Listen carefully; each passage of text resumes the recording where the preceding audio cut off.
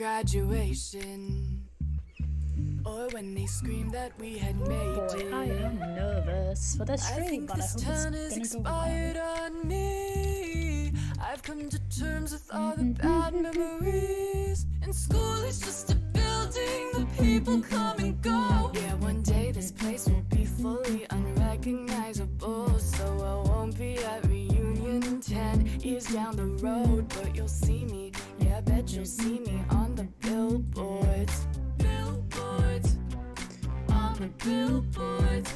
Billboards, on the billboards. I hope my counselor gets fired. I'm sure I'm not the only one who's tired. I'm so tired. I can't believe I used to be caught up in what they say about me. In retrospect, I must admit I've always felt so incomplete. But this isn't even my hometown. I'm not even American. I honestly would rather drown than have to move back here again. My ex is stuck in the past. He taught me to move on fast. And school is just a building, the people come and go. Yeah, one day this place will be fully unrecognizable. So I won't be at reunion 10 years down the road. But you'll see me, yeah, I bet you'll see me on the billboards. Billboards, on the billboards. Billboards, on the billboards. I wonder how long it takes for me to leave without a trace. And for my mark on this town to be completely erased. Will they throw parties without me? Will they ever feel sorry? I'll explain the concept once we are on the page. Don't worry, chat. I'm just waiting for everyone to trickle in. Because, yeah. That's what we want. That's what we want, chat. There's the notification. Thank you, Twitch. I didn't cry at graduation. I need a permanent vacation. I think I might do a new starting soon screen at some point. For college.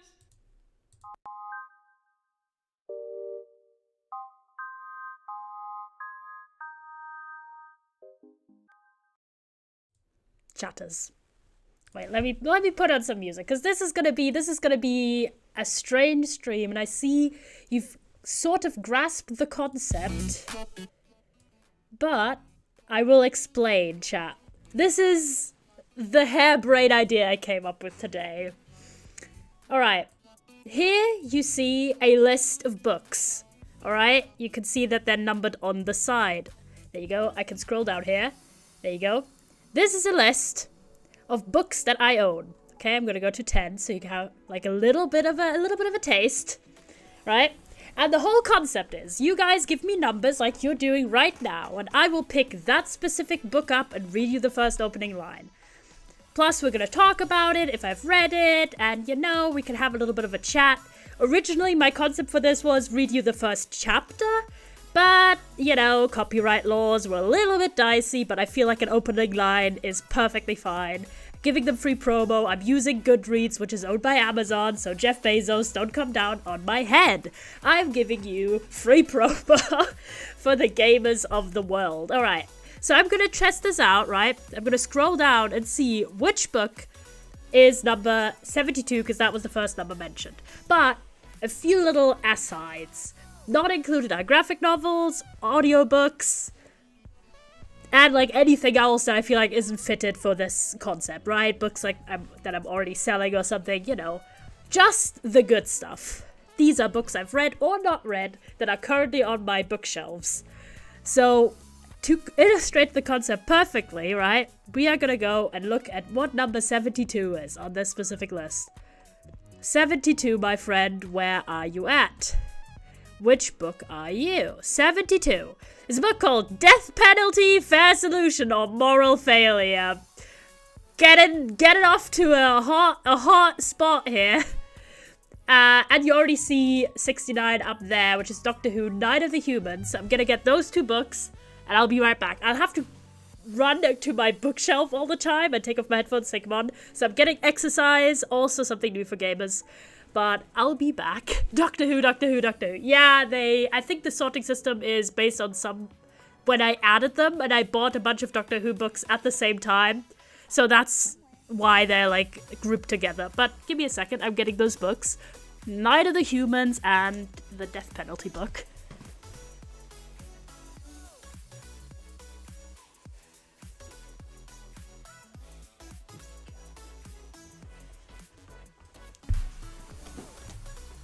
I have returned. These are both books I've not read, fun fact.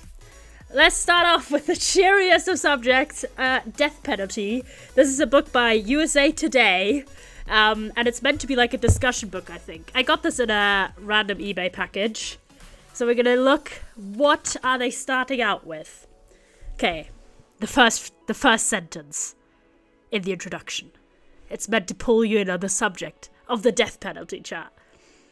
On the night of December 12th, 2005, more than 2,000 demonstrators gathered outside the gates of San Quentin State Prison near San Francisco, California. That's the opening line, chat. Fair enough. That's the opening line, chat. I can read like a bit from the back if you are interested for some reason in this random book. One of the most hotly debated topics in the United States is the death penalty. Some people think it's a fair and just punishment. They say that people who commit murder deserve the ultimate punishment, execution. Other people strongly disagree. They say the US death penalty system is flawed, unfair, and unethical. Making sense of the issues involved looking at the facts, studying the debate, statistics, examining the law, and listening to views on both sides of the debate. It means asking tough questions. That's the back of the book, right? The first line was, okay, there's guys going to a protest in this random location. This really doesn't tell you much about the book, I'll be honest. Since it's a non-fiction book especially. Let's see if Night of the Humans is a bit more up our alley, guys. This is a Doctor Who book. As you can tell, I have quite a few of these. I've not read most of these, but this is Doctor Who Night of the Humans. Let's start up. What is the first line? The first line of this book is EIA Beagle XXI / Object 556C Internal Inquiry. So it's a file. It's a report file that's at the start. That's technically the first line. But I'm going to also read you the first line from chapter 1. Because I feel like we got off easy here. We got off too easy. Okay, what's that? Asked Amy, shouting over the shrill bleeping noise that screamed out of the console. And that's leaving you hanging. That's leaving you intrigued. So in the back it says 250,000 years worth of junk floating in deep space, home to the shipwrecked Saturn, the carnivorous Soligs, and worst of all, the humans. The Doctor and Amy arrive on this terrifying world in the middle of an all-out frontier war between Saturn and humans, and the countdown has already started. Are you intrigued, chat? Are you intrigued? Those are the first lines, and the back a little bit. Because these first lines were a bit weak, honestly. When I was cooking up this concept, I thought of some killer first lines from, like, classical literature. But really, they just gave us not a lot, I'll be honest. So, your challenge, boys, is to give me random numbers that we can look up in my little list here. I think the list goes to, like, 270 or so. 57, alright. We see 57. Thank you, Remedy Frogs. I appreciate that. 57... There it is. Another book on the death penalty. I swear this was not on purpose. I swear I only have 2 books on the death penalty and you hit both of those. This is a book called Debating the Death Penalty. Should America have capital punishment? The experts on both sides make their best case. I don't know, Remedy. You're just hitting all the death penalty ones and I don't know why. Let me get that one. And 99 from Leo is... 99 is a book called Trust America's Best Chance. You're just hitting all my political books, chat. I don't know why. I'm gonna get those 2. I'll be right back. Think of good numbers in your brain.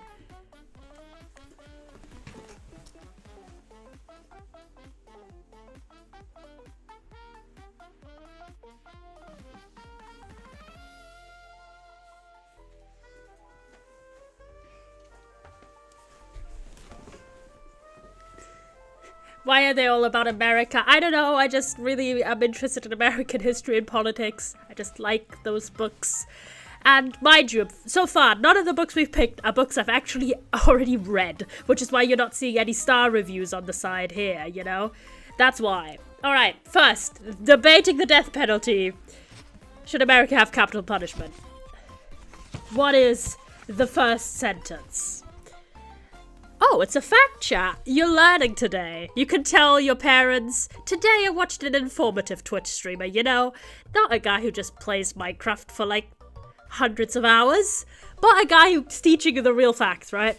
The death penalty has been a commonplace in Western civilization for more than 2,000 years. That's the opening line of this book. Ahoy, nerd/pause. Rabity is just hitting all my death penalty books, and so far all the books that have been chosen are books I've not read.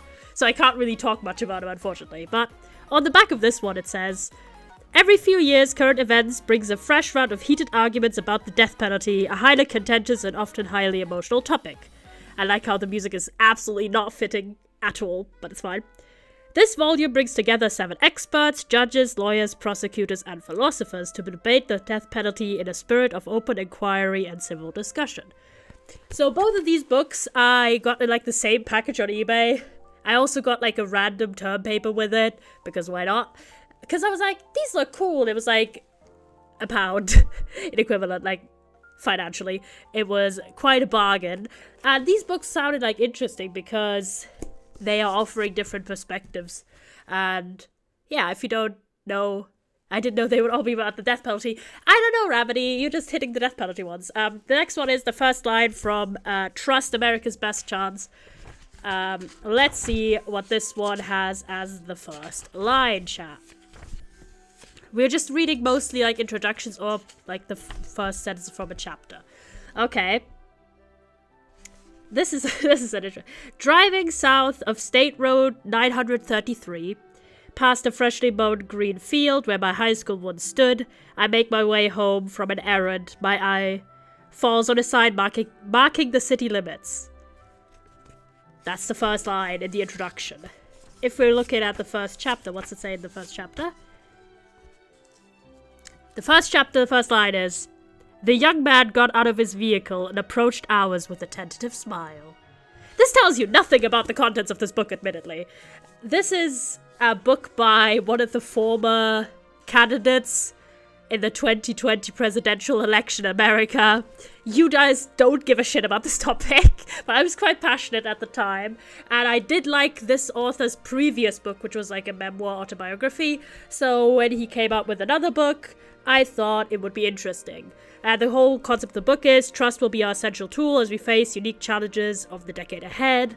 In a century warped by terrorism, Trumpism, financial collapse, populism, systematic racism, Russian interference, and a global pandemic, trust within and among nations has been squandered, sacrificed, abused, stolen, or never properly built in the first place. So this is basically a book about, you know, what's the fucking book? Like the thing what I'm thinking about. It's about. I just keep thinking about the wrong book. Not the wrong book, but the wrong term. But it's about like political relationships between different nations. So it's about like exterior politics rather than like a specific country. Even though this is obviously speaking from the perspective of like America and blah blah blah. But in general, it's about like how different nations interact. Also a book I've not read yet, but maybe this stream is making me want to read all of these books. But I mean, I shouldn't shame myself. I did just finish a 500-page book, thank you very much. I read The Institute by Stephen King. Very good book. Quite enjoy myself. So, but yeah, these books I have not read. Big oof. More numbers, chatters. By the way, if you want to hear like the first opening line on the back, 134, are there that many? Yes. 134 and 127, 134. There are that many, yes. The 5 people you meet in heaven. We're getting to the books I've actually read now. I've read this book and I really liked it. You can see right here. And 127 is The Amazing Book is Now on Fire. That's a blast from the past, chatters. As you can see, I read this book in 2016. So it's been like A solid 6 years. But kind of fitting that we're talking about this since one of the authors, Dan Howell, did just put out a video after not uploading a video for like a year. I have that book club out. You can see these are all books I've read, and when I read them as well, some of these are like the old school books that I read years ago. So I'm going to pick up those two. It was 5 People and The Amazing Book Is Not on Fire. That's quite a blast from the past, honestly.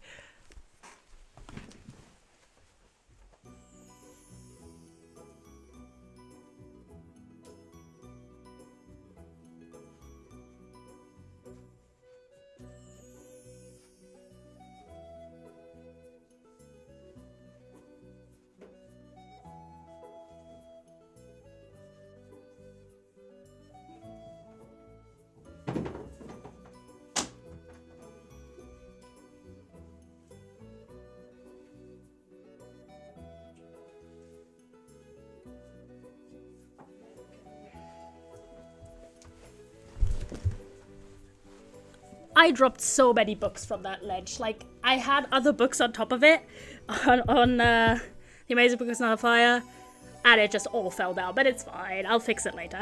Okay, The 5 People You Meet in Heaven. What's the first line of this one? I might wonder. To be fair, as you can see, these are books I read years ago. So, the book starts with this phrase. This is a story about a man named Eddie, and it begins at the end, with Eddie dying in the sun. Banger opening line, 10 out of 10. But this has not sold you on this book. My review, maybe. This is a book that is basically about the afterlife. I mean, the book is called The 5 People You Meet in Heaven. It is about the afterlife. So it starts at the main character's death, basically. So, on his 83rd birthday, Eddie, a lonely war veteran, dies in a tragic accident trying to save a little girl from a falling cart. That's like the plot. He dies immediately. With his final breath, he feels 2 small hands in his, and then nothing. He wakens in the afterlife, where he learns that heaven is not a lush garden of Eden, but a place where your earthly life is explained to you by the 5 people who were in it. That's the plot of this book, chat. And it's a great book. I really recommend it. I've read also other books from this author, and I liked it a lot. And this is a great book, I found, personally. And it's quite inspirational. There's a lot of quotes that I took from this book. And I do really want to reread it soon. Because it was quite good, honestly. I'm happy to talk more about the books I've actually read. Especially some of the books that it's been literally like years since I read them first. So now, what's the first line of The Amazing Book Is Not on Fire? I literally don't know. I'm not going to count the dedications, boys. Those don't count. What is the first line? Hello. The first line is just hello. There's just nothing. That's the first line. You're not getting any content about this book. But yeah, no. If you don't know, I mean, the back description, I don't think is very necessary, but this is a book done by I don't know why I'm holding it up if you guys can see. You can't. This is a book made by Philip Lester and Daniel Howell, Jesus, who are YouTubers who I'd say maybe like people who are really young to the internet don't really know anymore because they haven't, especially Dan, hasn't been really active in the past 5 years, but they were quite popular in the early-ish 2010s is a good way to phrase it, and I quite liked that content, I'll be honest. I was a big fan of the gaming channel in particular, no, surprises here. And yeah, I did get this book, and as you can see, their other book as well, at the time, in 2016, basically when they came out. At least this book came out, the second one. Those are books that I like. I don't know. I've not reread The Amazing Book Is Not on Fire since I originally read it in 2016. So I can't really tell you guys if it's worth it from a modern point of view.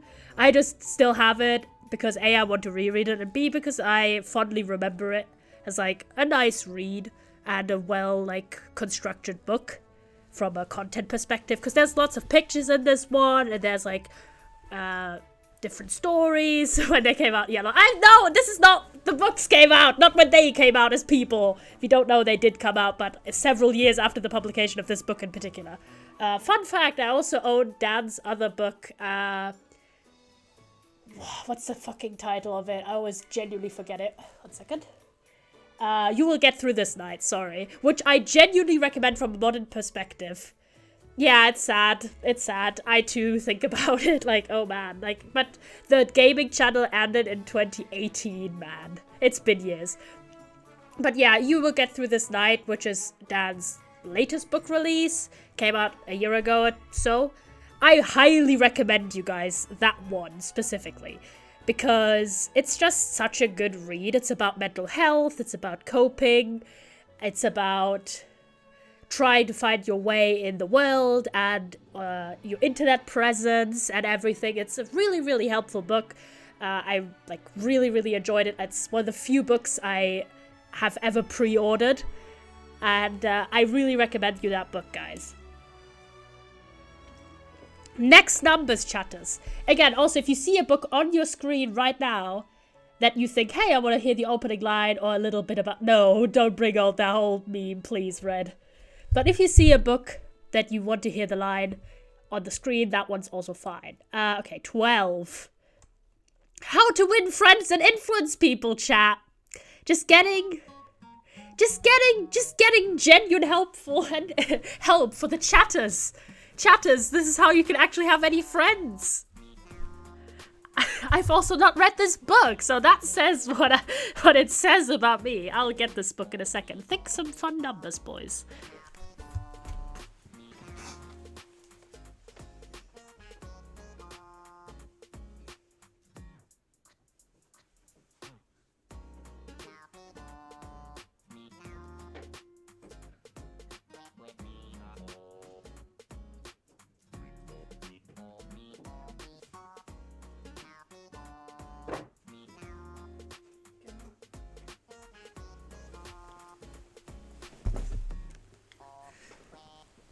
We do have 69, I believe. I think we've done 69. Might have been, yep, that was the second book, which was Doctor Who, Night of the Humans. That one was 69. Okay, How to Win Friends and Influence People. That's such a classic book, and I do have a copy of it. Let's see.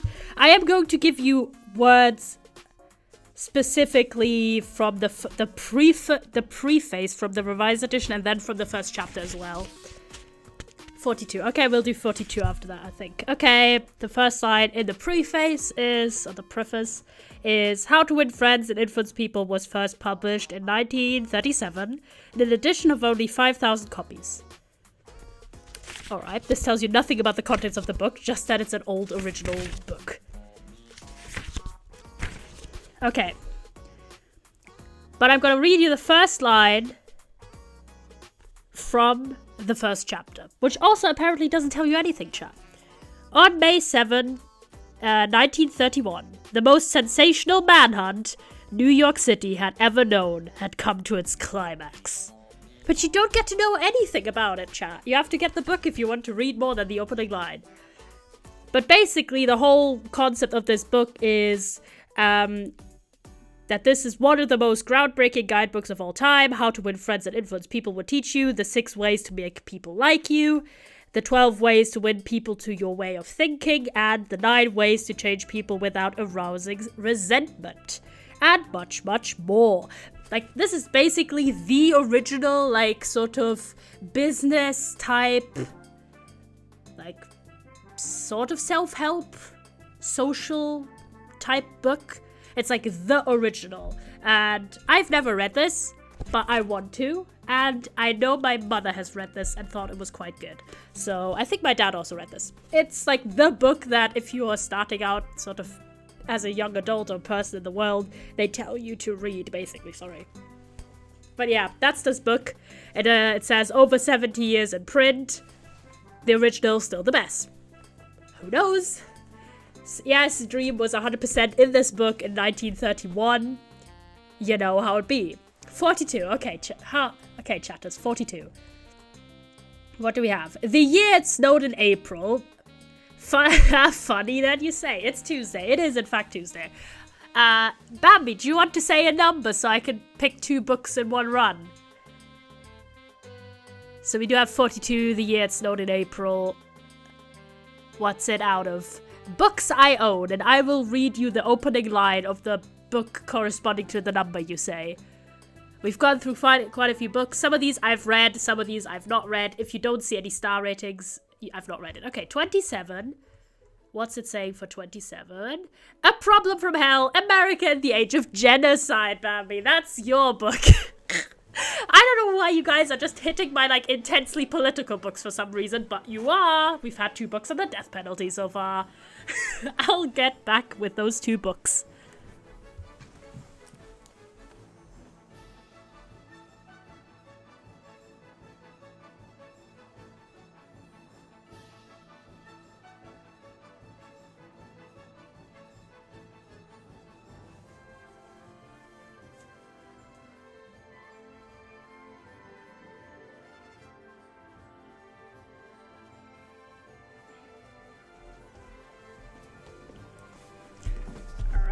I have returned.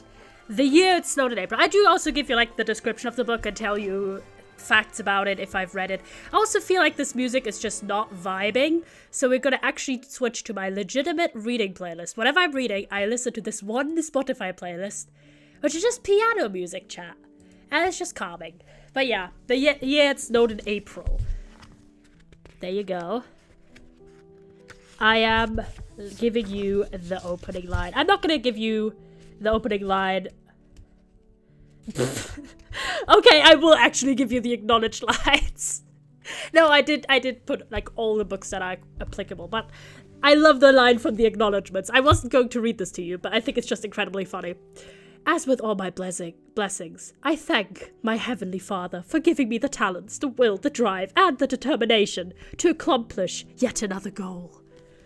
Okay, author, I get it. You have a little bit of a fixation on a certain figure. It's fine. We've all been there. I'm reading you the very first line, which tells you literally jack all about the plot, which we've established. Some books have banging lines starting off. Other lines have, you know, just not a lot of substance. Like, Avery squirmed in his seat. What is he squirming about? You don't know. Apparently, he's about to give himself a wedgie in the next line, so that's quite intriguing. So the concept of this book is that this guy, Avery, is a shy and demure boy who was raised in the upper-middle-class home of his maternal grandparents. One day, his wayward mother, Carla, returns to his grandparents' brownstone. When an unexpected tragedy strikes, he's forced to live with her permanently. Soon after, his life begins a swift downward spiral as his mother introduces him to a world of dysfunction and darkness. Damn! And this with a, I thank the Lord for my inspiration acknowledgement section. Sure, author, I guess.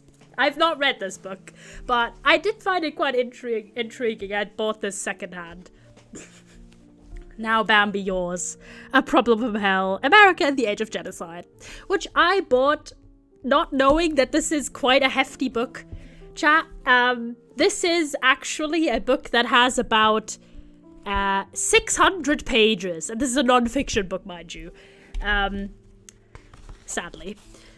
But yeah, I bought this because I thought, oh yeah, I know the author, and this is like a journalist, this is quite a well-known journalist. I was like, yeah, that sounds interesting. And then I accidentally bought a 600-page book, so it'll be a second until I read this. Okay, let me see. I'm gonna read you one line from the preface and then one line from the first chapter, which we've been doing pretty much throughout. My introduction to Zidbela Zimic, a 9-year-old Sarajevan, came unexpectedly one Sunday in June 1995.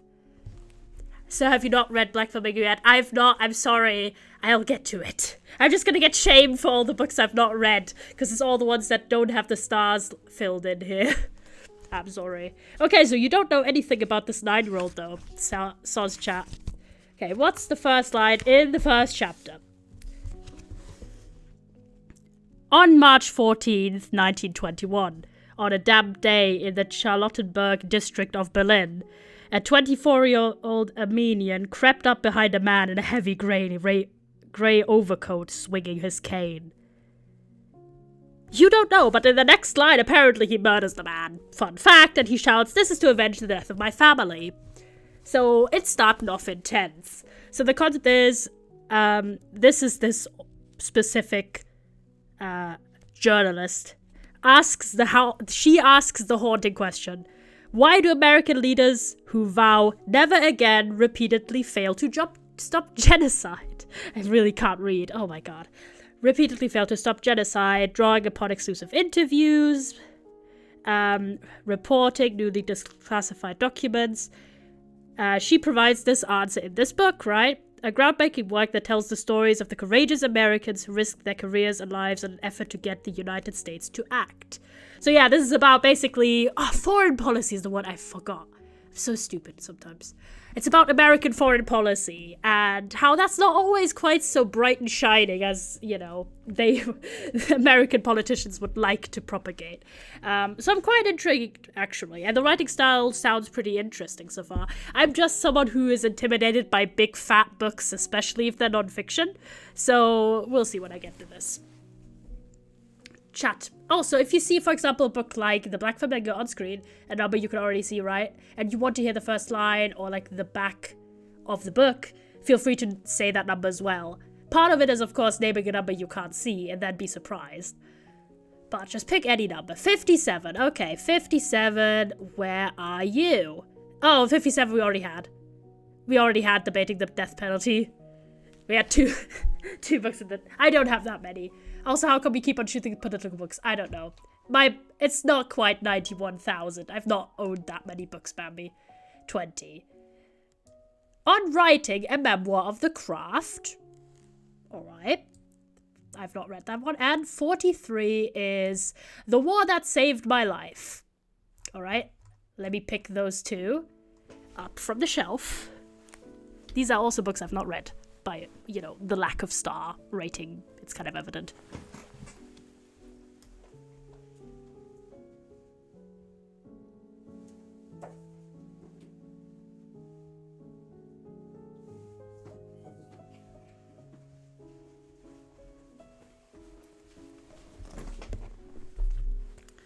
And then you have 13, alright. I actually did read my last book that I finished was a Stephen King book, so quite fitting that we're reading a line from On Writing, a Memoir of the Craft. Alright, what do you have to say, my man? I'm going to read you something from the foreword and then from the actual first line. In the early 90s, it might have been 1992, but it's hard to remember when you're having a good time. I joined a rock and roll band composed mostly of writers. Having a good time here is some heavy code word for some, certain habits the good writer had in the past century. I'll just allude vaguely here, but you guys get it.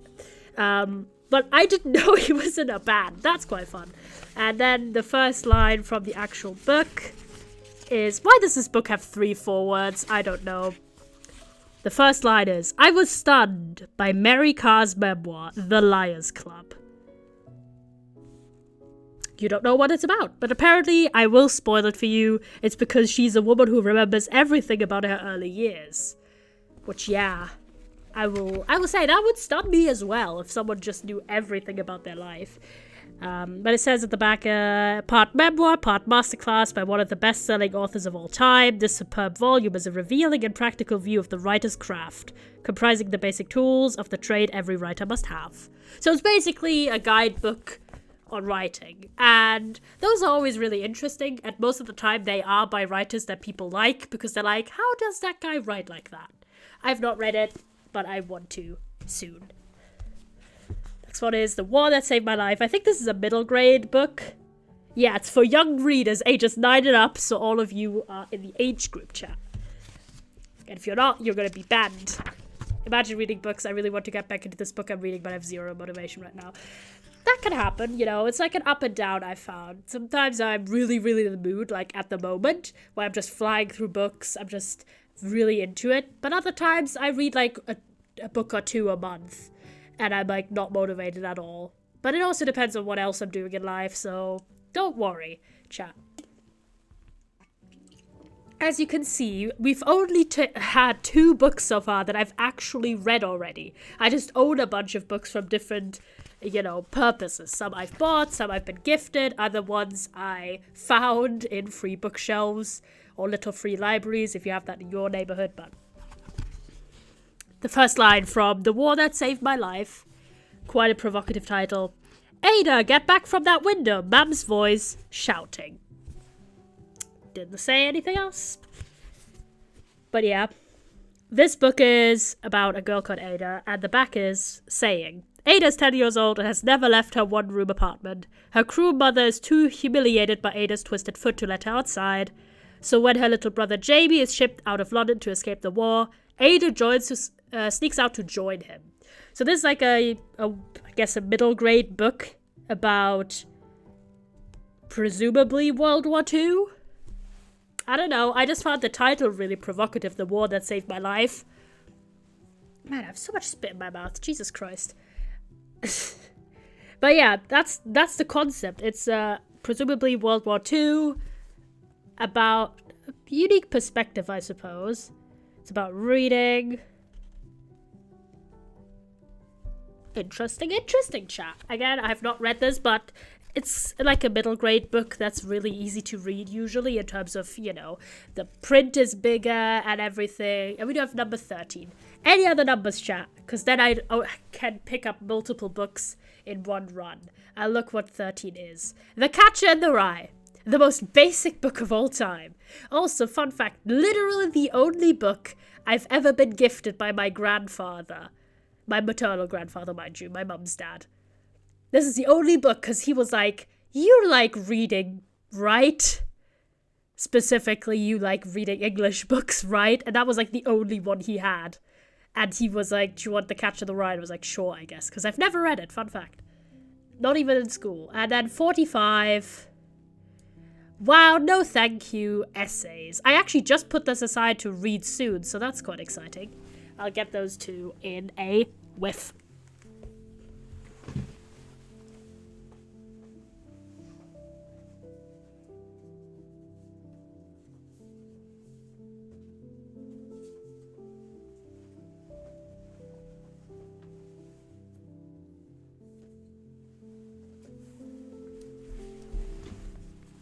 There we go. Mansweat. Yellow quick question books. Wait, what? What app thingy that is on the screen because I forgot. It's Goodreads. It's the service owned by Amazon, actually, which is why I'm trying to appease to Bezos, okay? I also use the Storygraph, which is an alternative to Goodreads. But yeah, I use both because, Goodreads is a lot better about actually having all of the books catalogued. But Storygraph has good statistics. Alright, and after that we'll do 16, 17. Those ones. Okay, The Catcher in the Rye. I really want to read this soon. Because it's like a short book. The Catcher in the Rye is like 200 pages. And my copy is old. Because again, it is literally the only book I've ever gotten from my grandfather. And this edition was published in 1951. No, it's not. From when is this edition? Is this from 51 or not? No, it's from 91. Okay, marginally better. First line. If you really want to hear about it, the first thing you'll probably want to know is where I was born, and what my lousy childhood was like, and how my parents were occupied and all before they had me, and all that David Copperfield kind of crap. But I don't feel like going into it, if you want to know the truth. That's a banging opening line. I'm sorry, but some of these opening lines were just suffering. This one, bang a line. Bang a line, honestly. Basic concept of this book. It's about this kid, and it's like his coming of age story. Not much else to say, really. The main character is called Holden Caulfield. So, I don't know, a lot of people have probably read this book, but I have never read it. But it's basically, yeah, that's the point. He's sort of an upper class kid trying to find his way in life. But I've not read it, so I don't know. The next one is Wow, No Thank You, which is an essay collection. I got this in a book subscription box that I was subscribed to for like a year, and it's supposedly quite interesting. I do like this. It says Samantha Irby, which is the author, is a writer whose work you can find on the internet. Fair, honestly. Just go into it, I guess. So what's she saying? Oh my god, this is so long. The first line is, I live for a glamorous lifestyle blog featuring some gorgeous ingenue with piles of secret wealth that she never divulges to the unsuspecting slobs on the other side of the screen. So I think the concept, if I remember correctly, is that this is basically about sort of internet culture, and it's about essays and writing. No, I don't know why I stopped being able to speak. It's because I'm trying to read properly and I'm like, God. So this is about, the author say, opinions about different like social trends and such. So it's saying she discusses the actual nightmare of living in a rural idyll, weighs in on body negativity, loving yourself as a full-time job with shitty benefits, and poses the essential question, sure, sex is fun, but have you ever Googled a popular meme? I mean, valid. Samantha, king shit. Also, this book, as you can see, has a very cute rabbit on the cover right here. There you go. And I'm intrigued. I put this aside in my, like, reading next pile. So this sounds really interesting. And again, I did get this in a book box, specifically the Queer Book Box. Shout out to them. I was subscribed for about a year. Then it just got too expensive for me. And so this is also by a queer author. So if you are interested in stuff like that. And the great thing about essay collections or short story collections as well is that it's really nice because you could just read like a chapter at a time and you've fully read a piece, right? So you can look like that first essay, which we read a line from, is called Into the Gross. And that essay is, how many pages? 7 pages long, right? So you could just have these little snippets. So you could read like an essay or a short story a day or a week, and you're making progress and you're getting a good experience, even if you're only reading a few pages. So if you're someone who struggles with reading or wants to read more, I really recommend like essays or short stories, depending if you're more into fictional or non-fictional writing. Essays for fictional, non-fictional stuff, short stories for writing. Also poetry collections if you like poetry. Those are things where you can feel really accomplished because you're like, oh, I read a whole essay today. That's really cool. So yeah, this writer sounds really funny. More numbers, chatters, more numbers. So we had 16 or 17, so we'll just do 16 and 17. What do we have? Dune and The Ultimate Hitchhiker's Guide to the Galaxy. So some good old sci-fi, boys. And I do have this like collector's edition with all 5 of the Hitchhiker's books in one. So I'll get both of those boys right now.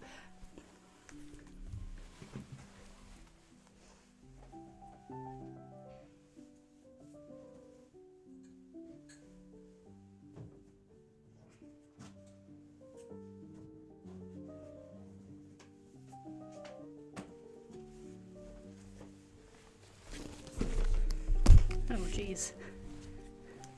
Hi, Void! Hi, guys. Poggers. So, Dune. I got gifted Dune for, I believe, either Christmas or my birthday from my dad last year. And he was inspired by the new movie adaptation, like a lot of people. So he was like, and he has read all the books, mind you. He's read, like, literally every single Dune book. I'm very good. I'm loving this, like, book chat. I love talking about books a lot. So he was like, I love this book series. I'm excited for the movie to come out. How about I gift my child a little bit of a book of the series, like the first book in the series, right? So this is Dune. I'm not going to put the quote. I'm just going to put the first actual line. In the week before their departure to Arrakis, when all the final securing about had reached a nearly unbearable frenzy, an old crone came to visit the mother of the boy, Paul. That's the first line. So there's probably a bunch of people who know a bit about Dune, but like I say, that's the whole plot is there's this rare spice that is incredibly valuable, and that is only found on one planet, said Arrakis. And it's all about, it's basically, I've heard, politics but in space, which is very much up my alley, as we've established by my books. So I'm quite intriguing. So it's saying before The Matrix, before Star Wars, before Ender's Game and Neuromancer, there was Dune, the greatest science fiction novel ever written. That's quite high praise, but this is also a thick boy. This is like a 500 plus page book. So we'll see when I get to this. I just have like a massive pile of books right next to me on the left side. Because I do clean up after stream. And then we have my fat collection of the Ultimate Hitchhiker's Guide to the Galaxy. I have this like intensely thick one that is literally like 800 pages because it's like 5 books in one. So I read you. Fun fact, this was originally, I bought this on eBay, and there's just a dedication in the front. It was about someone's birthday. And it might have been, it's kind of hard to read, might have been 30 or 39th birthday. Congratulations, best wishes, and everything great, smiley face from 2005. So sorry to the person who gifted this, the person you gave this book in 2005 sold it. Sorry. I have that same Hitchhiker's Guide to the Galaxy collection. I have my one's like hardcover, complete and unabridged, because I really liked the concept of these books, and I did watch the movie years ago, so I've wanted to read this forever. So I'm gonna read a line from the introduction, a guide to the guide, and then from the actual first chapter. I like how it's titled Some Unhelpful Remarks from the Author. The history of the Hitchhiker's Guide to the Galaxy is now so complicated that every time I tell it, I contradict myself, and whenever I do get it right, I'm misquoted. Darn, big man. Okay, what is actually the first line from the first book in this collection? It's obviously The Hitchhiker's Guide to the Galaxy, the first book. Far out in the uncharted backwaters of the unfashionable end of the western spiral arm of the galaxy lies a small, unregarded yellow sun.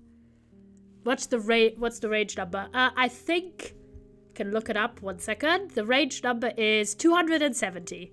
This is all books I own, either read or unread, specifically physical ones. But yeah, this is my big fat collection. I'll get to this at some point, I promise.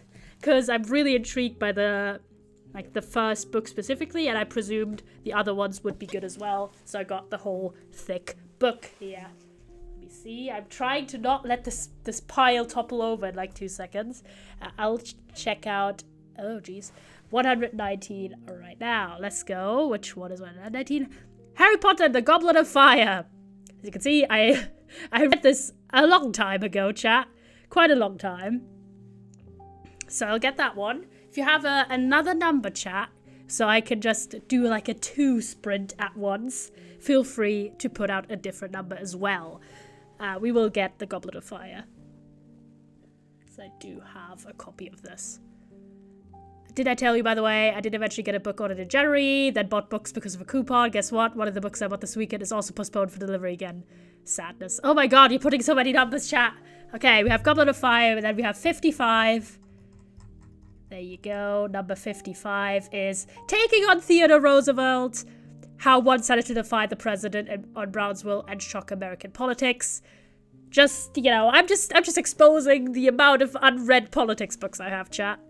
And then 93 is The Testimony of Steve Biko, Black Consciousness in South Africa.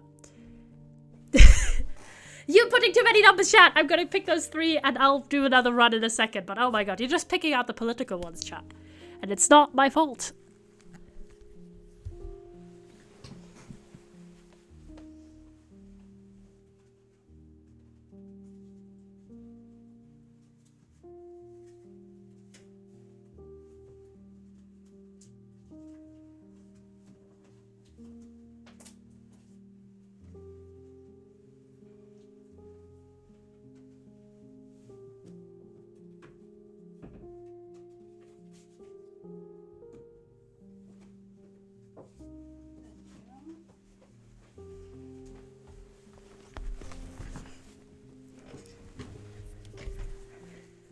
Alright, we have the books. I've only read one of these. I've read Harry Potter and the Goblet of Fire. I've read it, I believe, once or twice.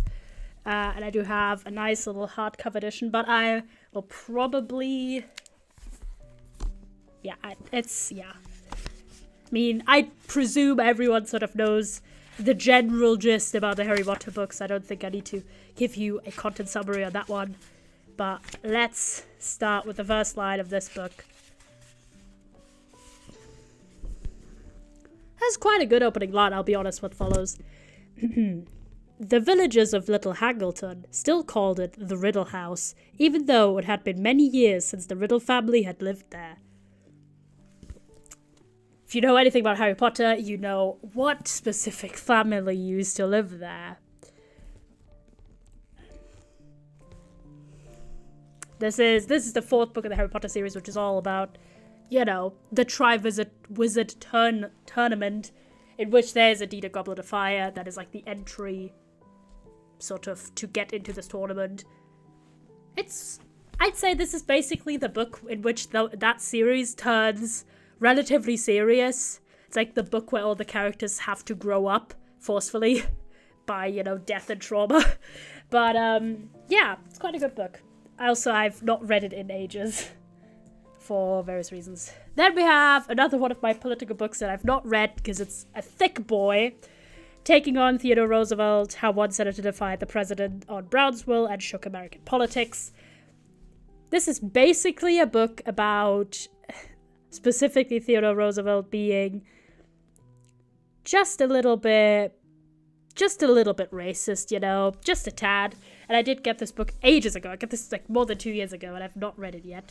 Like a loser, it literally has a like bleached out little purchase bar in it. But what's the first line of this? I'm going to give you a line from the prologue and one from the first chapter. Arriving early for a meeting at the National Museum of American History at the Smithsonian and needing to kill a few minutes in its gift shop, I randomly leafed through a book of photographs of magnificent houses and buildings in Washington, D.C., now torn down and forever lost. So this is basically... Oh, Jesus, sorry. This is a thick boy, and I'm trying to keep it open. This is basically from the author's POV, but what's the actual first line of the book? The old man has fought for the reinstatement of our soldiers since 1906, and I do hope that his stand for justice will be appreciated by the black people of the country, wrote Ralph Tyler in 1909 to George Myers, an influential political leader in Cleveland's black community. Alright. Bye, Ramedy. I really appreciated you having here. Oh, I really appreciated having you here. Jesus. My brain is so... just befuddled. So this is basically about this event in Brownsville where a bunch of people got killed, and President Roosevelt just discharged a bunch of people, you know, doing the classic, I don't know whose fault this was, so I'll punish all of you, but, you know, kind of a bit more severely than, you know, giving detention in school. But yeah, it's about this specific action and this one senator called Joseph Foraker who challenged the president on these decisions, apparently. So I don't know, I just thought it would be interesting to read a book that was about a president, but not sort of about his best moments, but more one of his most controversial moments. But this is also a thick boy, chat. This is another like 500 plus page non-fiction book, so it'll take me a bit to get to this one. I'm starting to pile them at a different location because it's getting a few quite a thick boy. But yeah, then we have the testimony of Steve Biko, Black Consciousness in South Africa, which apparently got made into a movie because that's on the cover of my book copy. And I found this in a free bookshelf, mind you, chat. This specific one.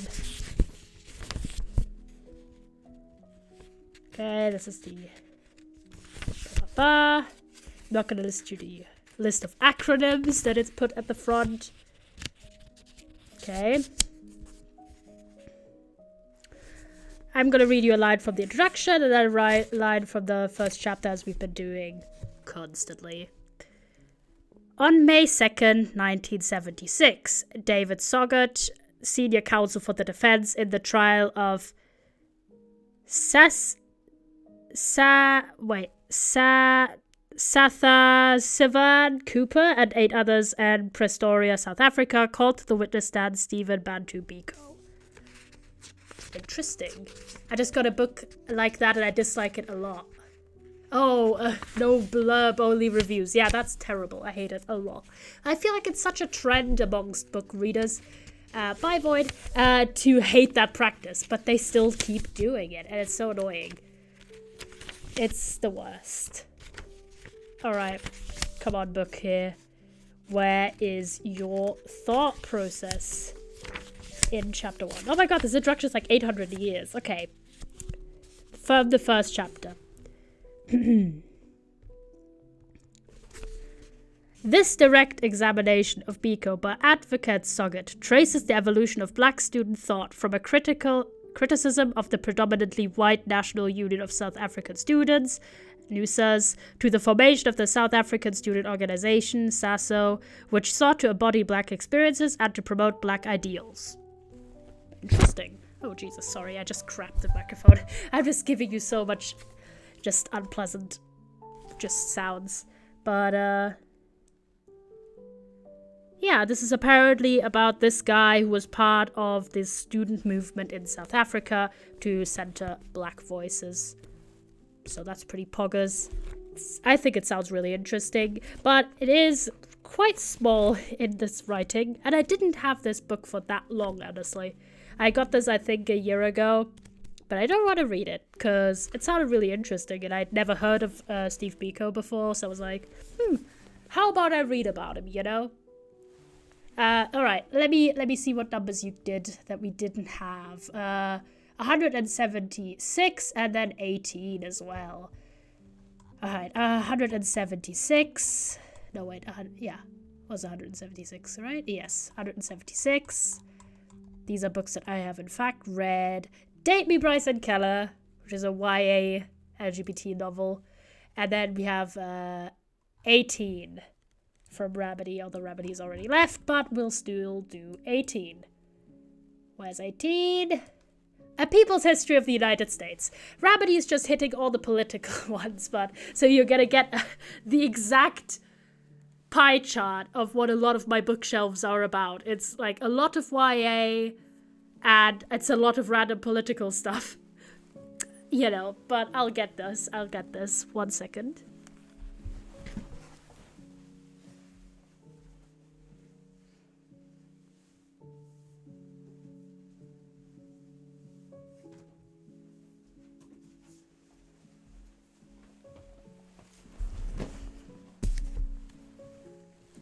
Alright, we have Date Me, Bryson Keller, which I have read.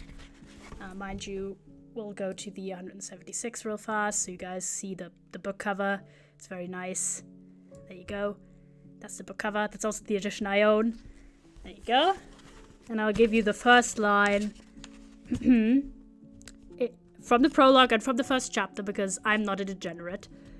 It all started as a dare. You pulled in, chat.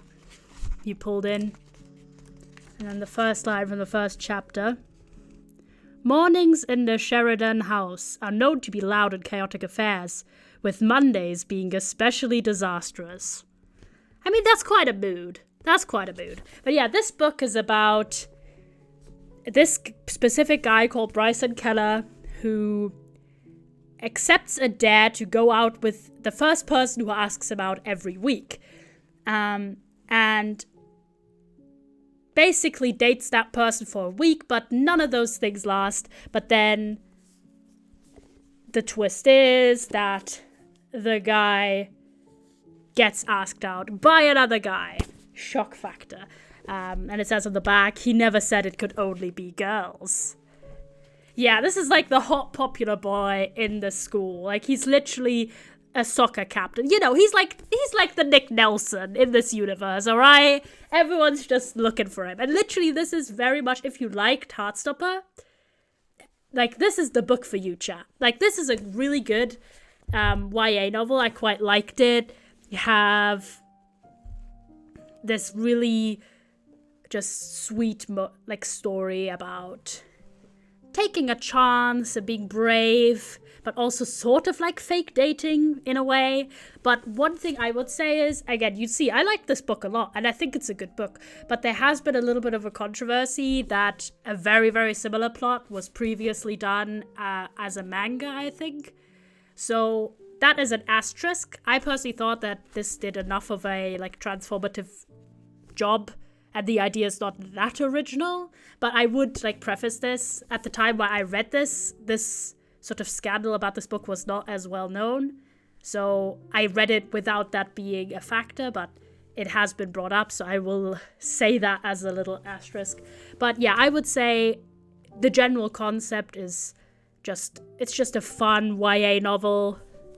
It's not very long or super complicated, and it's just a really nice story that also has a main character who has anxiety. I think either just general anxiety, but it's also generally just a story about LGBTQ teens in school. And yeah, it's a good book, I'd say. Aside from potentially lifting parts of its core idea from another work. But that's like, it's not a proven fact, just sort of something people have noticed about it. Then we have another big fat American history book, because I have a lot of those, and there's a reason why they're in the not yet read category, because they're a lot of commitment. But there's a book called The People's History of the United States, which centers like unique voices that have not been heard throughout, history. So I think that's quite cool, and that's why I bought this. Also, about like 2 years ago. Like, that's not even a joke. I bought this ages ago. Where's the number 18? There we go. A People's History of the United States. Yeah, it just looks like a history book. So I'll just read you a line from the introduction.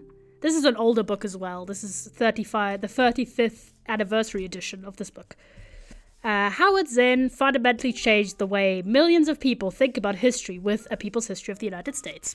Fair. Oh, that's showing it. Sorry, I didn't mean to hover too much, but yeah, I'll give you a line from the first chapter. There we go. The first chapter has quite a provocative title as well. Jesus, there we go. Arawak men and women, naked, tawny, and full of wonder, emerged from their villages onto the island's beaches and swam out to get a closer look at the strange big boat. So, yeah, this is about Columbus at this segment specifically, but basically the whole concept of it is it's saying People's History of the United States is the only volume to tell America's story from the point of view of, in the words of, America's women, factory workers, African Americans, Native Americans, the working poor, and immigrant laborers. As historian Howard Zinn shows, many of our country's greatest battles, fights from fair wages, 8-hour workdays, child labor laws, health and safety standards, universal suffrage, women's rights, racial equality, were carried out at the grassroots level against bloody resistance. So yeah, this is the general gist is just that. It's looking at all of these events that shape the American story from a historical perspective and showing sort of the untold people that made those victories and those events happen that were involved. And I heard a lot of good things about it, so I was really interested to read a history book that has a different perspective, because I'm someone who's quite passionate about the concept of like history books and stuff that you read, because people don't realize that there is an agenda or that you can have different intentions that shape the way you tell history. They say history is written by the winners, but that's not even always true. Sometimes history is written just by the people with the most power or the most money or the people who care enough, because a lot of people are just like, who cares about textbooks? But stuff like textbooks is really like important, and that way I wanted to read this specific perspective of American history. Sorry, you're just catching me at all my like hot topics, chat. Any more numbers, chatters? Any more numbers? I thought we'd do like maybe another 20 or minutes or half hour so of stuff, because it's been really fun and I'm happy that there's so many of you who are liking this stream, because it's like the most experimental idea I've ever had in my life, and I've never seen anyone do any book content on Twitch at all. So it's like a completely brand new concept. Unless there's like book Twitch streamers out there. If so, drop their names in chat because I need to know. But I've barely never, considered the idea that book content would be something on Twitch. But I talk about books a lot in my normal streams, so this stream screamed like it would be a cool idea. So more numbers, chatters. Give me more numbers. Again, the range is until, I think, 270. Yeah, 270. We've had so far 3, 6, 9, 12, 15, 16, 17, 18, 19, 20. About 20 or so books. Come on, chatters. Drop your numbers in the chat.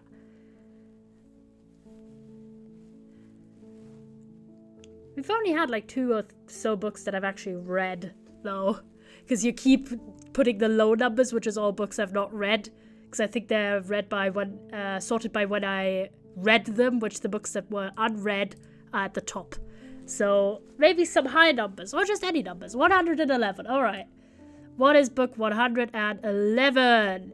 The Serpent's Shadow, The Kane Chronicles, book 3.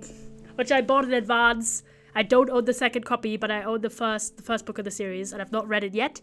So I bought the third one when I saw it for cheap. So I'll get that one. A second number chat, maybe, so I can do one run at a time. That would be quite poggers. Any second numbers. I'm just showing off how many books I've owned and not read. 222, of course. Alright, so we have 111 and 222. We're getting quite low here. Oh, why is it only showing 210? Oh, there we are. Nick and Charlie! I've read this, and it's very apt. I'm just pulling out my queer YA books. Let's go. Alright, let me pick those both up.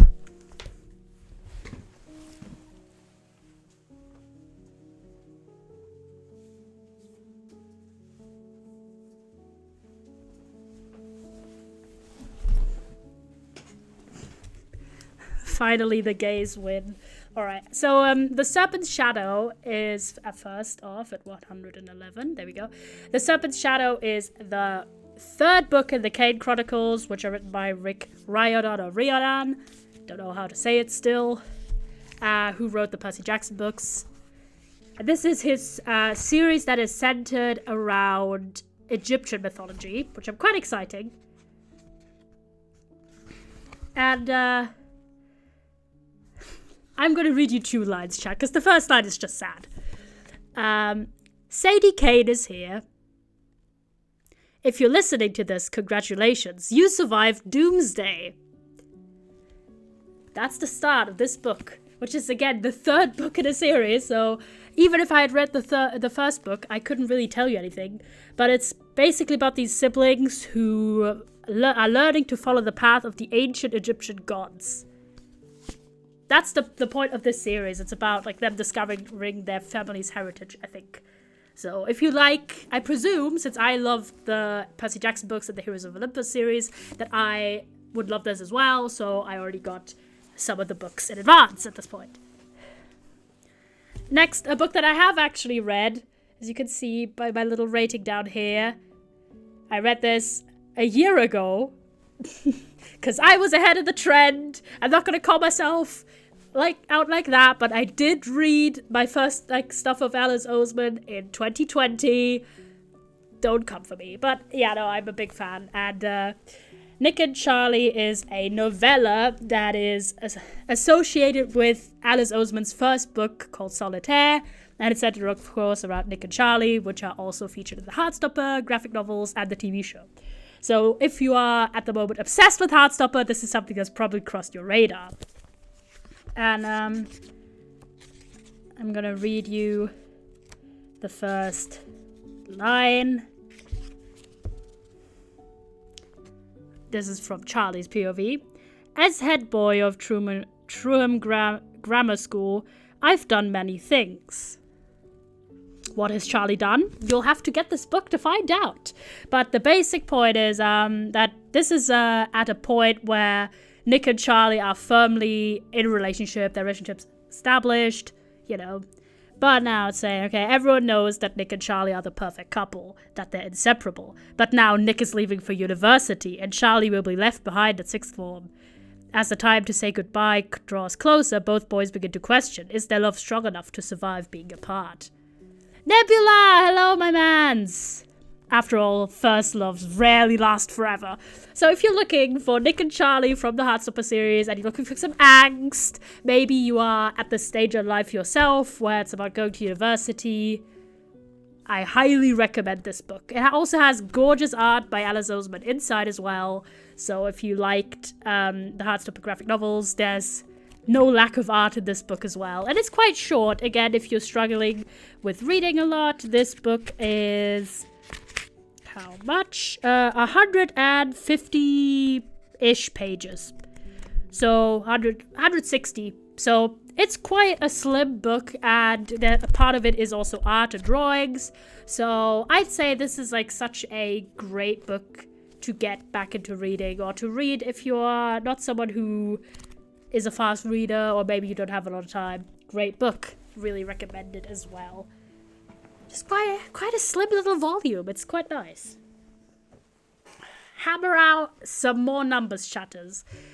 Any number from 1 to 270. This is a very chill stream. I appreciate it. I just love talking about books a lot, and I never thought that this kind of stream would be something literally anyone would care about, but it's a fun little thing, and I can show off a bunch of books. And maybe you find a book that you really like, and now I've done promoing for authors, But yeah, there's great books. And a lot of these are for different people as well. Maybe you're interested in politics, there's a bunch here. Maybe you like YA, bunch there. You know, drop some more numbers, chatters. Feel free. So I think starting at like maybe the late hundreds, it's books that I've read. Anything beforehand is books I've not read. Because, yeah, I have quite a lot of books I've not read yet. I'm gonna drink a little bit meanwhile, because I've been talking a lot. And also standing up and running to my bookshelf every 3 seconds.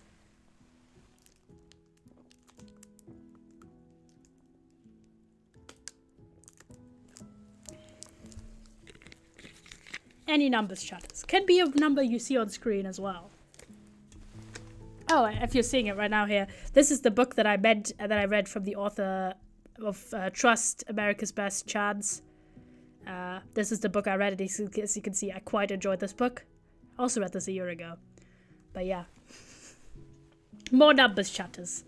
I crave your input. I got Nick and Charlie. As you can see here, this is Solitaire 1.5. Because it's technically part of the Solitaire storyline, but it's not a full book. It's like a little novella, which is quite slim. Okay, I hope you're also liking the playlist. This is literally just the main Spotify reading soundtrack. I always listen to this whenever I read, because songs with lyrics would be too distracting. And I like having a specific playlist that I always listen to when I read, because it puts me in the reading mindset, you know? And there's something to say about giving your brain a little trigger. Okay, it's time to do this or this right now. For example, whenever I need like mental assistance to finish my homework, I put on the puzzle music from Professor Layton. Because in my brain, that's connected to like, you know, come on brain, think of things. So my whole brain is very like in tune to having to do work once I hear the Professor Layton puzzle song. So it does that even for homework. It's my little secret weapon. But yeah, piano music, definitely my little quick getting into the read mood type thing. Okay, 196. Loveless! Another Alice Oseman book! I'm just getting to show off my absolute love. And this is literally when I started, like, October 30th, 2020 is indeed when I've read my first Alice Oseman book. So I was ahead of the trend. I'm sorry. Let's go. Who knew being a pirate would be so time-consuming? I feel you, King. I'll get that book. If there's another number, chat, since I'm already standing up, any other numbers, feel free to also say a book that you see on screen at the moment if you're interested. These are all books that I really loved, as you can see. These are 5-star reads. So feel free, chat. Feel free. Also, of course, if it's a book that I own and I've read it, chances are I really liked it because I wouldn't have kept it otherwise. Like, that's why all my books that I own are books that are like 3, 4, 5 stars. It's literally because of this. Why would I keep a book I didn't like, you know? Another number, chatters, come on. Then I don't have to like run back and forth like even more. It's not that far, it's like 2 meters, but I'm just saying, it's quite efficient to do more than one at the same time. I'm just having apple juice right now. Because who knew being a streamer is a lot of talking. 105, alright. So we have Loveless, and then 105 is quite high up. 105 is Young Jane Young, which I've also not read yet. Alright, let me get those two.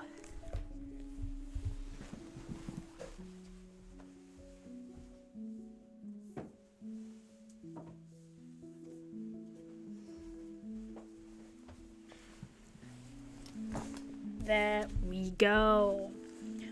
And yeah, I loved Loveless so much. Loveless is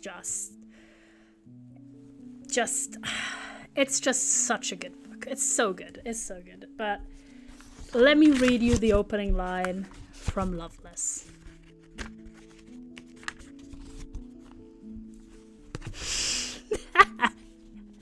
That's an amazing opening line. Like, this is making me think a lot about opening lines. There were literally 3 separate couples sitting around the fire making out. Like some sort of organized kissing orgy. And half of me was like, ew. And the other half was like, wow, I sure do wish that was me. Interesting opening line. But yeah, the basic plot of Loveless. Hi, Yaki! Thank you for the raid. How was your stream, King? I'm talking about Loveless at the moment, the Alice Oseman book. And as you can see, thank you for the follow, Maxi the Catboy. I also have a Catboy moment, so pound it, man. That sounded so wrong, I'm sorry. High five, man. Hi, Raiders. This is a stream where I'm looking through books that I have in my bookshelves, and you guys give me random numbers, and I'm reading you the first line of the book, and if I've read it, I give you my thoughts, and I'll also tell you a little bit about the plot. Yeah, no, I realized that was a bad phrase there. I'm sorry, I apologize. I was quite Yep, I do have a Catboy moment, which is a little bit buried beneath this pile of books right next to me. If I die right now, I'm sorry to my parents for dying in the attempt to get my cat gloves out of this pile of books. Okay, there we go. Didn't think I would sit here at a little bit after 9, just talking about books while wearing cat gloves and cat ears. But yeah, if you don't know, my stream was alright. We finished the main story of Lego Batman. That's awesome, man. That's really cool. But yeah, the basic plot of Loveless is about a girl called Georgia who is starting university, but she's never been in love, never kissed anyone, never even had a crush, but she's sure that she'll find her person one day. So it's about her trying to discover herself at university, and this is a book about an asexual character and an aromantic character as well. This character is Aro Ace, which is pretty poggers. And she's finding out about her identity and finding her friends and her little, like, found family at university. So if you want to read about just a bunch of really cool characters, if you're maybe starting university yourself, if you're maybe ace or aromantic or both, or if you just like a really well-written book, I highly, highly recommend this. If you're a big fan of Heartstopper and you're now reading the Alice Oseman back catalogue, Loveless is one of my absolute favorites that they've written big fan. I don't know, I keep holding out the book to the monitor as if you guys can see, but you guys can't. Man, this book, this stream would be very different if I had a face cam. I'll just let you know. But yeah, so I've read this book and I really enjoyed it.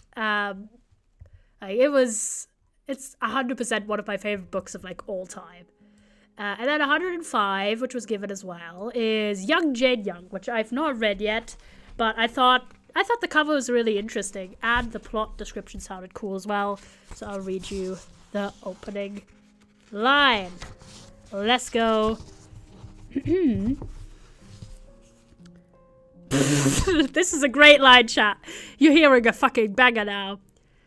My dear friend Roz Horowitz met her new husband online dating, and Roz is 3 years older and 50 pounds heavier than I am, and people have said that she's generally not as well preserved, and so I thought I would try it, even though I avoid going online too much. So, if I remember correctly, this is a book about a character having an affair with a politician, apparently, with her boss. High-profile figure in politics. And she blogs about it on the internet, which, obviously, great idea. And she becomes a big punchline, and then she flees and tries to sort of start anew after her identity was sort of shit-talked on the internet. The basic real-life equivalent of this is the Monica Lewinsky sort of scandal. If you don't know anything about it, cool. It's not the newest hot topic. It's like literally a sex scandal from the 90s, but it was about a young intern having an affair with Bill Clinton, and Bill Clinton got impeached over it, but also the person, Monica Lewinsky, became really, really unfairly, pretty much, through the shitter, right? Although she was really young at the time. A lot of people if you don't know anything about this, a lot of people forget the fact that Monica Lewinsky was like 21 when this happened. So, pretty grim. But yeah, this book is, I believe, sort of a fictionalization of this with the similar plot points, but different little details. And I thought this sounded really interesting, and I'm someone who enjoys stories that are also about the internet and about like the way it affects our lives. I mean, you know, we're literally on the Twitch stream right now. So I thought this book sounded really interesting, and that's why I got it. I also bought this for like £3. So I get a lot of books secondhand because, you know, books are expensive, and it's good to give books a new home if people have read it and don't really want to keep it. Any more numbers, chatters? I'd say we do like 1 or 2 more rounds, and then we might be through with it because this is taking ages to clean up. But I'm so happy that there's so many people who care about the stream at all. I thought there would be like one person here like, hi, thank you, Yellow, this is the stream I've always wanted. But I just absolutely adore talking about books. 47, we might already have done 47, but I'm not sure. No, The History of Bees. That's interesting. I know the basic plot of this book by heart because I've been meaning to read this for forever, and I've read the plot description like 15 times. Another number, chatter, so I can like do one little walk at a time. That would be quite poggers of you, chat. Would be much appreciated. Just, man, the absolute picture that I must give. There's a pile of about 25 books right next to me. I'm wearing cat ears and cat gloves, and I'm on a Twitch stream that I myself am doing. Truly, you know, the least sensical combination of things that have ever happened. Any other numbers, chatters? Otherwise, I will pick up The History of Bees. I will pick it up anyways. I'm just saying I might pick up another book as well if you give me another number, chat.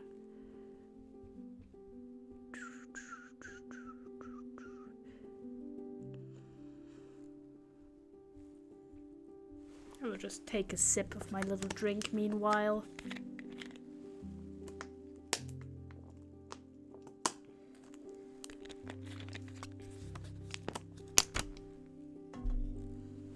Alright, I'll get the book then.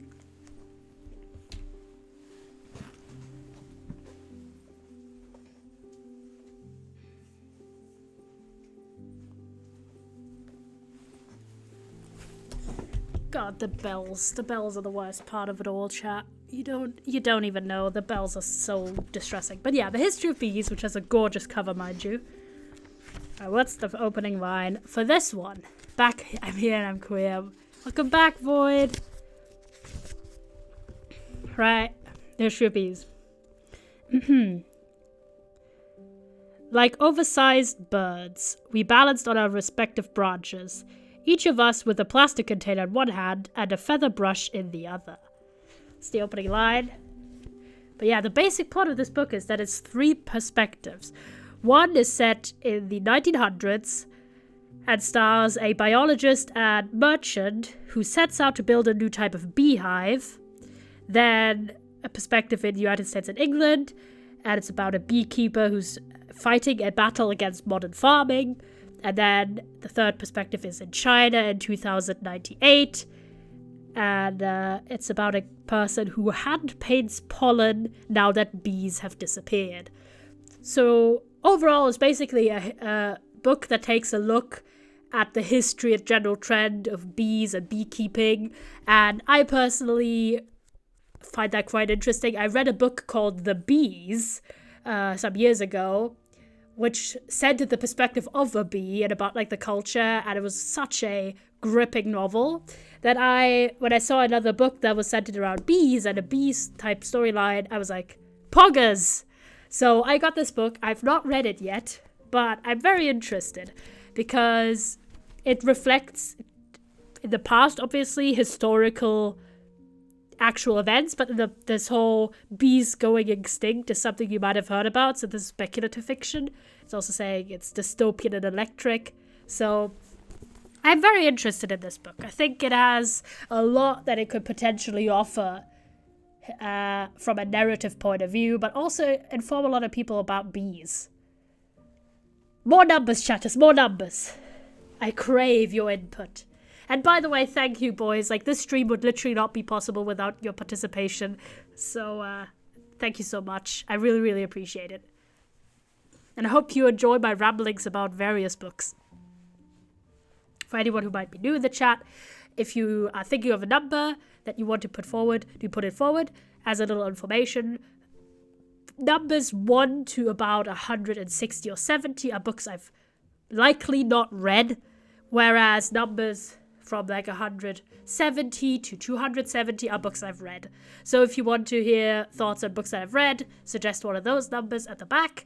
But if you're just looking for like a random book, any number is fine. And again, I do hope that there's a book, maybe 60. We've done 69. Everyone suggests 69. 69 was Doctor Who, Night of the Humans, which has quite a boring opening line, admittedly. It's about Amy shouting at the Doctor.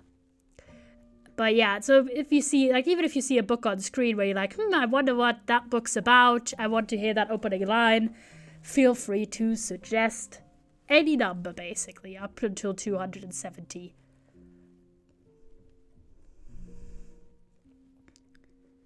And you can drop multiple numbers as well, if you can't pick. We will showcase all of those books. Don't you worry, chatters. Don't you worry. How long do I have until my damn Catboy moment's over? It's over, finally. Because 31. Okay, 31. Give me a moment. Taking off my cat costume. There you go. Number 18. Oh, we already have 18. No, not 18. Why did I think 18? 31. The Rise and Fall of Dodo, which is quite a thick boy. So I'll pick that one up on its own.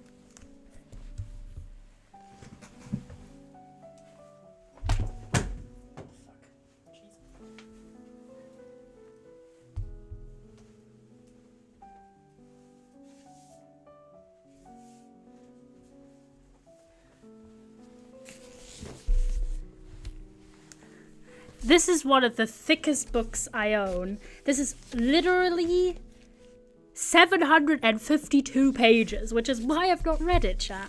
Again, we stand on the point that I have a little bit of a problem with really thick books. When I actually read them, there's a lot of books I really love that have a lot of pages. But I do struggle to get in the mood of books that are like more than 500 pages. Sometimes I do, and then I usually read it in like a week, but, you know. Let us see what it offers. Oh my god, you're getting nothing, chat. My name is Melisandre Stokes, and this is my story. You don't get to hear this person's story. I'm sorry, chat. Especially... I'll read you the actual opening paragraph, because that was too much of a tease, chat. I'm writing this in July 1851, Common Era, or let's face it, Anno Domini, in the guest chamber of a middle-class home in Kensington, London, England. But I am not a native of this place or time. In fact, I'm quite fucking desperate to get out of here. Doesn't that intrigue you? So I believe this book is a book that has time travel and science fiction in it. It's saying, where is there a little summary? He's going to say, okay, by these authors, right? It's a captivating and complex near-future thriller combining history, science, magic, mystery, intrigue, and adventure that questions the very foundations of the modern world. And I'm someone who loves time travel stuff, so the energy of this is very much the Umbrella Academy is the best sort of. But if it was about the academy rather than the kids with magic powers. But basically that's the way I was sort of sweetened on this book. And I'm very intrigued by it. But I am also intimidated by this hecking size. But I also adore this cover because it looks like a manila folder. It's so pretty. And I'll get to it. I say that about every book. But yeah. Soon. This is not copium. I'll get to it soon.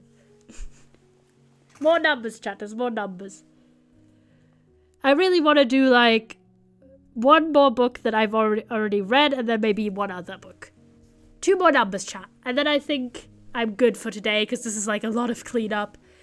And I'm planning to do a little bit of a TV night with my mates afterwards. So I do have other plans. But I would love to give you 2 more books. May I request the last from the list? 270. What is it? The New Wilderness. You know that one, Red. You know that one.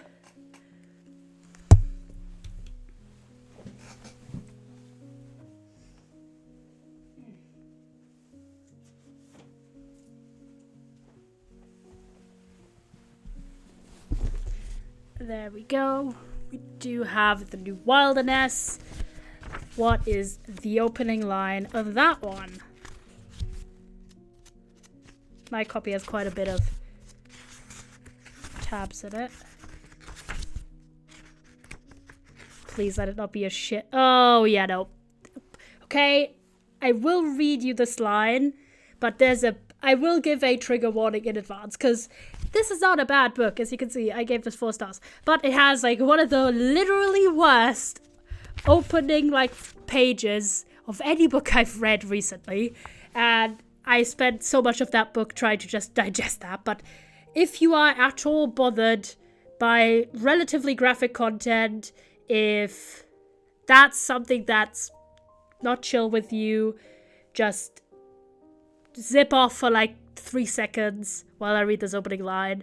It's not the worst, but it is relatively intense. Also, not to spoil too much, but if you are at all sensitive to the topic of miscarriage or pregnancy-related trauma, this is not for you, chat. This is a serious warning. I'll give you a few seconds in case that is something that's bothering you. Just click off and come back. Alright. The opening line of this book is, "The baby emerged from Baya, the color of a bruise." And yeah, this book opens with a line about the main character, one of the main characters in the book, having a miscarriage, unfortunately. It's a dystopian novel about basically this lady called Baya and her little family, her daughter and her romantic partner, her spouse. going into the wilderness state, which is sort of a refuge in the wilderness away from the poison of the city. It's quite a decent dystopian book if you like dystopian novels, but it has these things like the opening first 10 pages or so that are hard to stomach. That are not, easy to just be content with reading. And that's the thing that one of my biggest gripes with this book. I had to read this for school, but is that this is one of those books where it feels like it tries to scare away a lot of readers in the first 20 pages. And none of the rest of the content is anywhere near as bad as that opening, unfortunately, included in the book. I think personally this book would have been much better if that had not been done in such a way, but I am not Diane Cook, surprise, surprise. I am not the writer of a shortlisted book for the Booker Prize. Who would have thought? But yeah, that's the last book. I don't know why it's the last book on this list. Strange. But yeah, any other book so we don't end on such a downer. Because I will say that is a book that I can never recommend or really discuss in any meaningful way without giving some massive trigger warnings at the start. 269, because 69. Okay, this is a book I love, by the way, so I'm happy to talk about it as the final book. It's called At the Band Played On, Politics, People, and the AIDS Epidemic.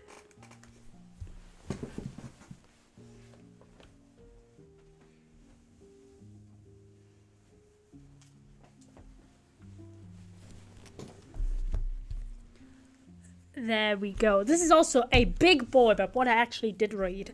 This is a 600-page book that, as the title says, is focused on the AIDS epidemic and specifically mostly about America and about how political decisions or in fact inaction interacted with that specific start of a pandemic. And I thought this was quite a poignant read at this time.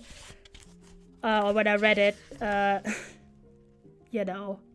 half a year ago or so. Which is, yeah, it's a really poignant read. I don't expect everyone to be interested in a 600-page, relatively grim book about the political and other failings that have led to the AIDS epidemic escalating extremely seriously in the 80s especially. So that's a caveat. This is quite a heavy subject, but there is a movie made about this book that I've not watched but heard it's good. So if you are interested in this general topic, I recommend either reading the book or maybe watching the movie. It's also a similar-ish topic that's covered in a bunch of popular media that you might be familiar with, like The Boys in the Band or Rent. Insert a bunch of other stuff. But this is the real political happenings that inspired a lot of these creative works as well. But yeah, and the band played on. This is the first line from the prologue, and I'll read you the first line from the first chapter as well. By October 2nd, 1985, the morning Rod Hudson died, the word was familiar to almost every household in the Western world. 20 more minutes until Unlimited Games, but no bacon. I see. Alright, and then I'll give you the first line from the first part of the book, the first chapter.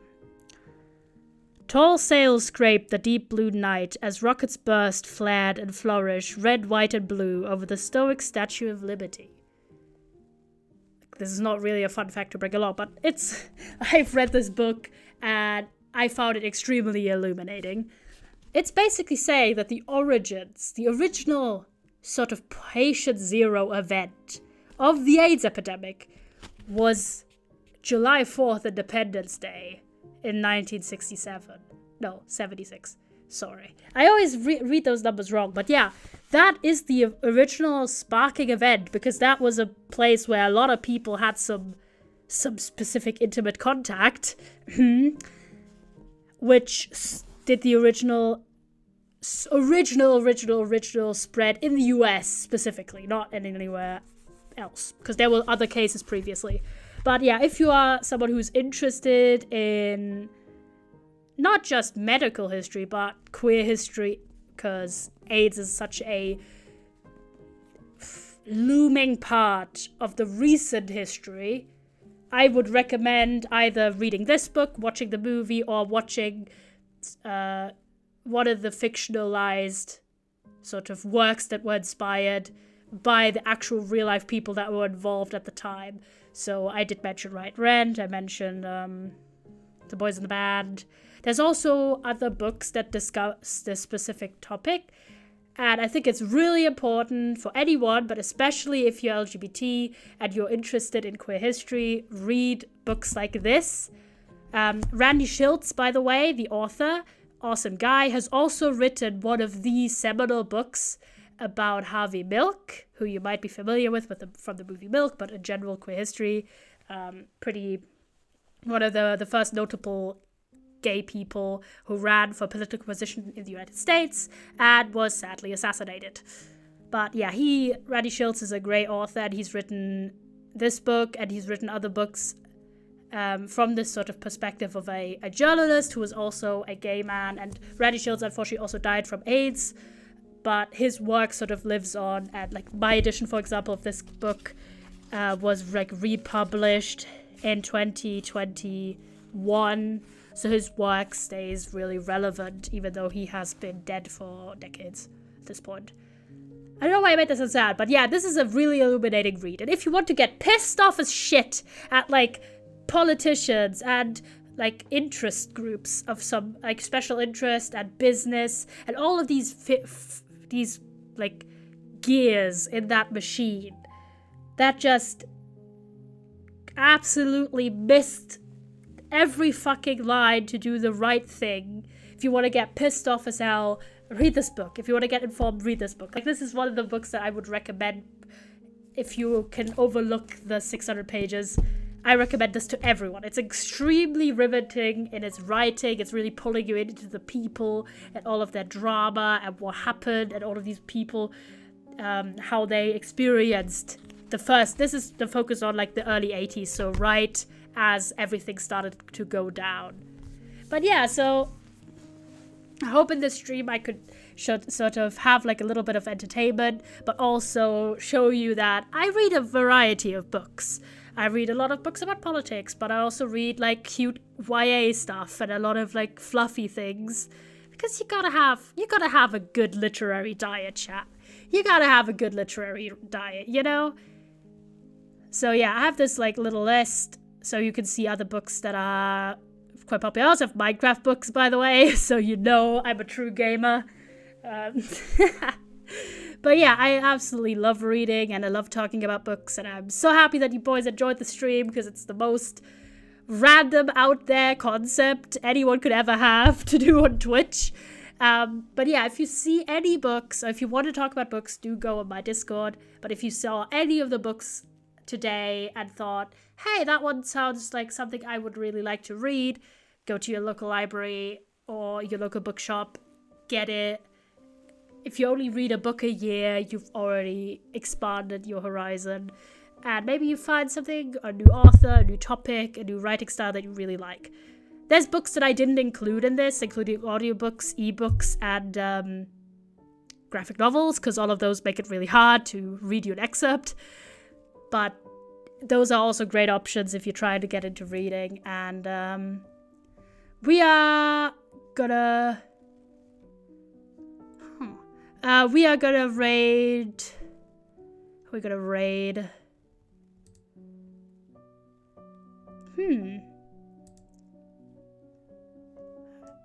Give me a moment. We're gonna raid Marlo. We're gonna raid our friend Marlo. Really fun streamer. We love Marlo in this household. And I'll see you boys tomorrow, probably, but I might not, because I do have a few things going on tomorrow. But yeah, I had so much fun today, and I'm so happy that there were so many of you participating. You really made the stream amazing. you had really good numbers to give, and I was so happy to give you a little bit of insight into my bookshelves, both of the stuff that I've not read yet and the stuff that I have. So I'll see you tomorrow, but might be the day after, depending if I take a break tomorrow. And do follow the